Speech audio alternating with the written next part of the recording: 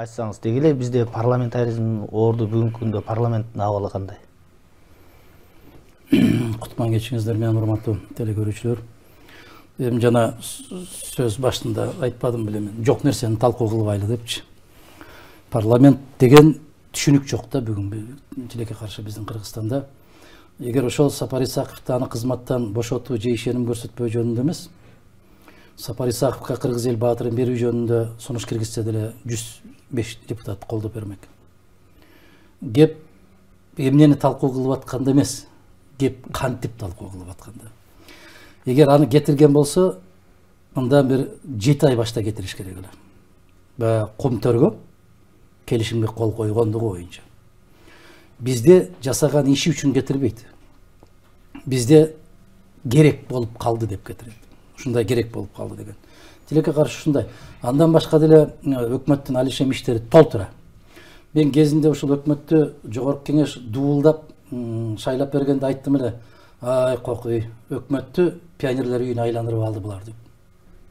Ошондо ойлонушу керек эле. Өкмөттүн жоопкерчилигинин 50% бүгүнкү жогорку кеңеш мойнуна тартыш керек. Баштапкы өкмөттүн жоопкерчилигин дагы жогорку кеңеш мойнуна тартыш керек.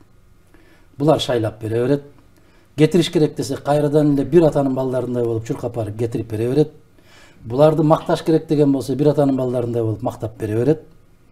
Буларды тебелеш керек деген болсо, аябай майын чыгарып тебелеп бере берет. Бул эмне деген орган болду бул жогорку кеңеш? Жогорку кеңештин жана Кенжебегиним абдан туура айтты. Эки эле иши бар. Бул мыйзам чыгарышы керек. Мыйзамдын аткарылышын көзөмөлгө алышы керек. Мыйзамды бузду, мыйзамды бузган киши жоопкерчилик тартыш керек. Эгерде Сапар Исаков жана анын өкмөтү мыйзамды одуна түздө бузган болсо, а булар бузду, эмне үчүн жоопко тартпайт?